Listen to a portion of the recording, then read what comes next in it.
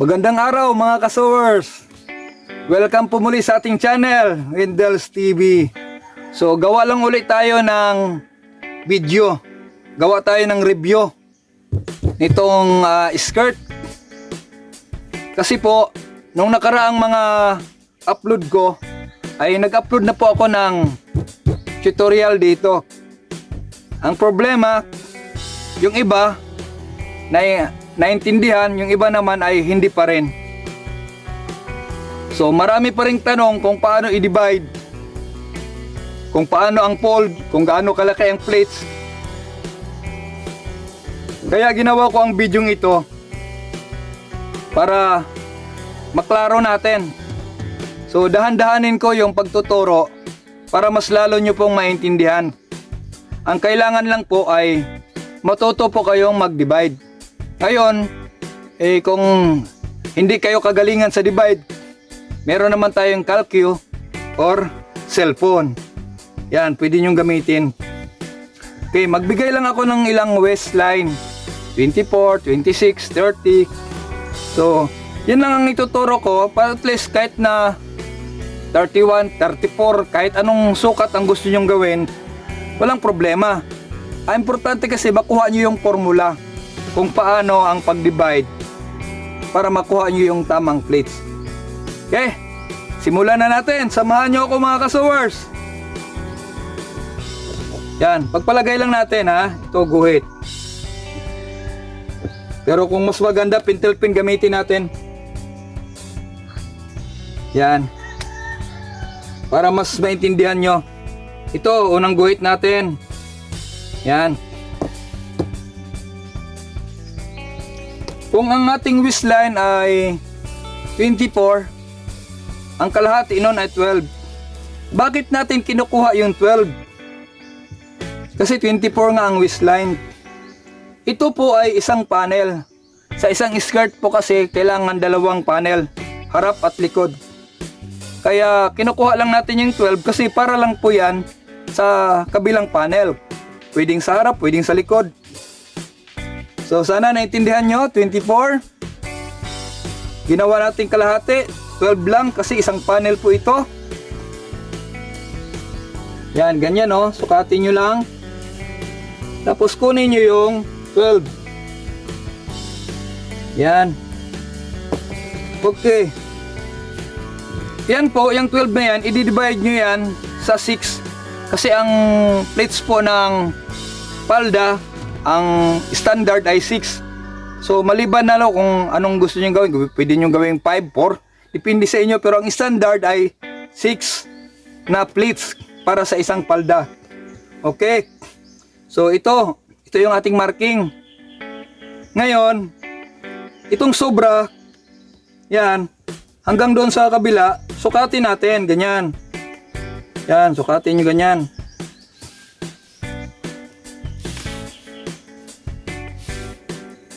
Yon, 45.5 yung sobra. Yung sobra na 45.5, yan po yung hahati-hatiin para sa kanyang fold.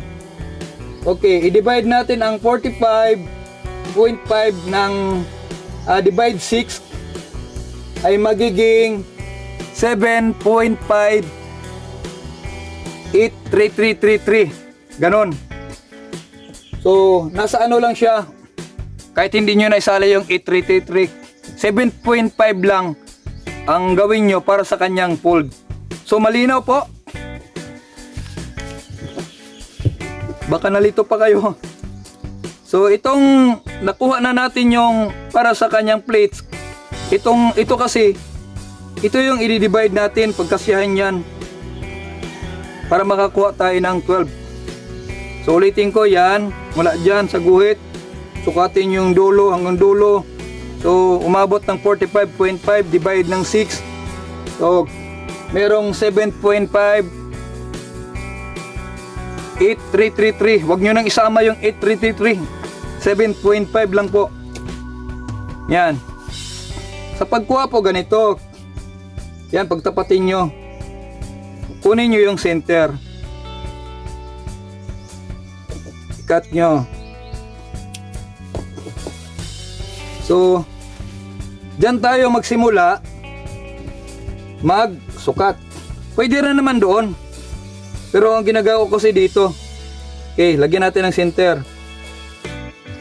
Sana nakita ng inyong ano dyan, camera. Kung meron kayong salamin, gamitin nyo na. Para makita nyo. Okay. So, ang lapad ng plates ay 2. Yan, kasi 12, i-divide mo yan sa 6. Ano po yan? 2. Para sure tayo. 12 divide 6 equals 2. Yan, 2. Malinaw ha? Okay, simulan natin sa center. Yan. Dahil ito ang center, dito mo itapat yung 2. Yan, sa center. So, dito ang unang plates papunta ron. Okay, 2. Kunin natin yung 2. Yan. Tapos, 2 rin dito sa kabila. So, dito 4, guhitan natin ganyan. So, dito muna tayo. Dahil ang fold niya ay 7.5, yan, itapat yung 7.5. Markingan. Tapos, kuhain nyo uli yung 2. Yan.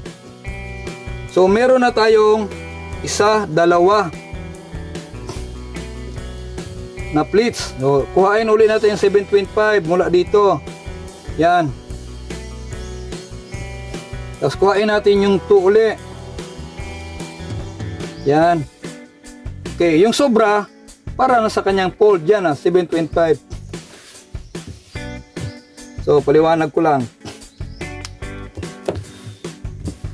Yan. 1 plates, 2 plates, 3 plates. Ito po yung i-ano nyo, ganyan. Ganyan. Tapos yung dito naman, ganyan. Ito naman, pa ganyan. Para makakuha kayo ng 3 sa kabila. Tapos dito, ganun din. O, dito tayo. Sige. Yan, kasi meron ng 1 plates dito, di ba? Yo, kunin natin yung 7.5 mula dito. Yan. Kunin natin yung 2 uli. Yan. Tapos 7.5. Yan. Kukunin uli yung 2. So, yung nasobra dito para sa kanyang fold na yan, 7.5. So, madali lang. Ngayon, merong nagtanong sa akin kung paano daw gawing malapad yung plates. Kasi yung iba daw ayaw ng hindi malapad. So, diskarte na po yun. Diskarte nyo na po kung paano. Pwede nyong laparan yung ditong gitna. Tapos, adjust naman kayo dito. Sa pag-plates lang po yan. No? So, yan ay para sa 24 na waistline. So, nalito kayo kung paano naman sa 26. Okay, gawa ulit tayo ng para sa 26. Yan, para mas maintindihan nyo talaga. Oh, guhit ulit tayo. Yan. Diyan tayo magsisimula. Dito ulit tayo sa center, kabila. Dito na tayo sa magpanibago tayo. Para hindi nyo sabihin sa akin na nakakalito pa rin yung tutorial natin. Yan, kunin natin center. Marami kasing hindi naman marami. May pailan-ilan kasing mga pasaway na mga viewers. Nalilito daw po sila sa aking toro. Nang babas pa. So, nililinaw lang natin, ito ay hindi naman ito pagsasabi na tayo ay magaling. Ang atin ay share lang, pag-share. Kung ano yung mga teknik ko kung paano ako gumawa ng school uniform. Okay, nalagyan na natin ng center. Ilagay natin ulit, markingan natin. Okay, ang waistline ay 26. Ang kalahati ng 26 ay 13. Guhit ulit na dito. Yung dulo niya. Yan. Kunin natin yung kalahati ng 13. Ng 26. Kasi 26 ang waistline niya. Kunin natin yung 13. Yan. Okay. Pagkatapos ng 13, yung dulo, yan, yung sobra, sukatin nyo uli yan. Yan. Sukatin nyo. Yan. Umabot siya ng 44.5. Yan o, 44.5. Yung 44.5 na yan, yun po yung i-divide nyo para po sa kanyang fold. So para hindi kayo malito. Pag i-divide nyo yung 44.5 sa 6, ay umabot po yan ng 7.41666. Dami ano. So nakakalito kasi meron pang mga ganon-ganon. So ito, pakita ko sa inyo. 44.5 divide 6, yun o, 7.416666. So wag nyo nang isama yung 16666. Nakakalito na po yan. So dyan lang po kayo sa 7.4. Ibig sabihin yan, hindi kayo aabot ng 7.5. Yan. So ito, alam nyo na, i-divide din to sa 6. Itong ano na to, itong fold na ito, 7.4 ha. Tandaan niya, 7.4. Yung itong sa kanyang plates na 13, i-divide mo sa 6 ay 2.5. Kung hindi ako nagkamali, 2.5. 13. Subukan natin. 13 divide 6.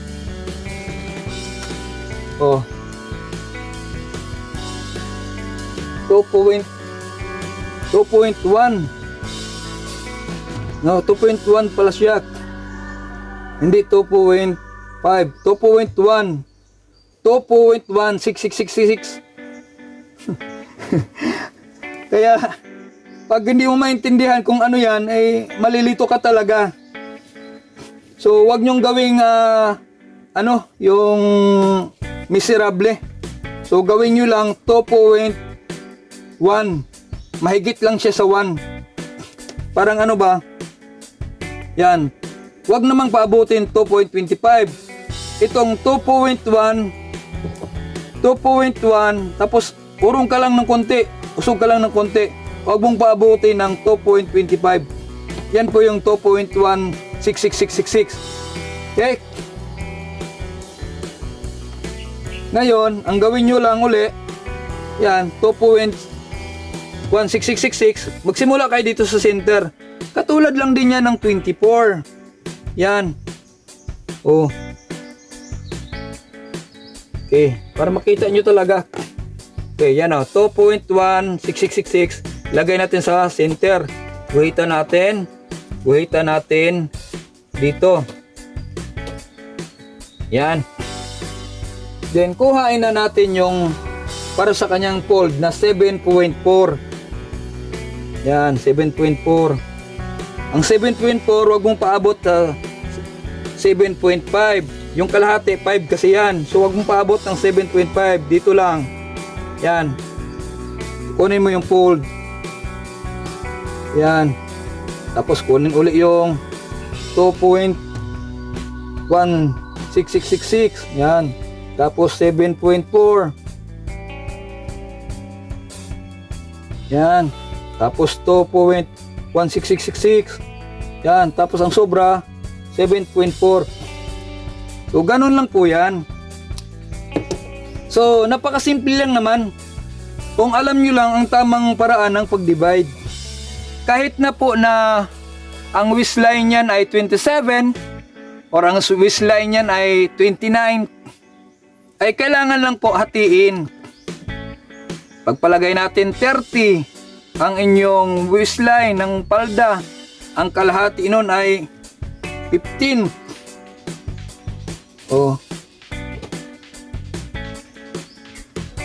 15. So isang panel para sa 15. Ang 15 ang plates ng 15 i-divide mo yan sa 6. ay nagiging 2.5 ang bawat isa, ang lapad ng plates. Yan. Tapos, sinukat ko ang sobra. Hindi na natin susukatin kasi magtagal pa yung video, baka mainip kayo. So, sinukat ko yung sobra ng 15 dito. Umabot po siya ng 42.5.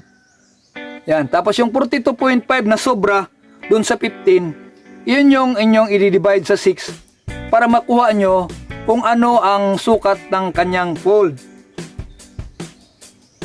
So, nung dinivide ko sa 6, ang 42.5 ay lumabas po siya ng 7.0888. Yan. So, wag nyo nang lituhin yung utak nyo.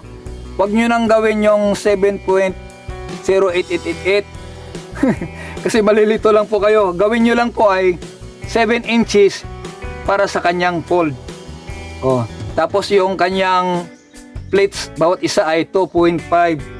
So, ganun lang naman kadali. Sa mga nalilito dyan at nagsasabing magulo yung ating tutorial, ay subukan nyo tapusin yung ating video para mas lalong maintindihan nyo po. Yan. So, nililinaw ko kung ang gusto nyo ay malapad yung dito sa harap, kasi may nakikita kong malapad ng konti yung sa harap.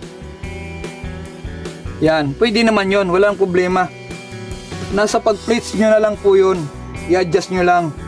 Kung nagdagdag kayo dito ng 1/2, dito naman magbawas kayo dito ng 1/4. Kasi may dalawa pa doon eh. Dito ano lang naman. Ganun lang. Tapos bago nyo i-final, sukatin nyo. Para bago i-plansya ay tiyak yung sukat. No, mga kasowers. So, yun lang, nililinaw ko lang para kapulutan din po ng aral ng iba. Para hindi na po sila tanong ng tanong kung paano ang diskarte sa mga ganitong skirt, sa mga fold plates. Ang kailangan lang ay meron kayong calcio or meron kayong cellphone para makapag-divide po kayo. So, yan lang mga kasowers yung ating video. At kita-kits lang tayo sa sunod na pag-upload ng aking video. God bless po, paalam!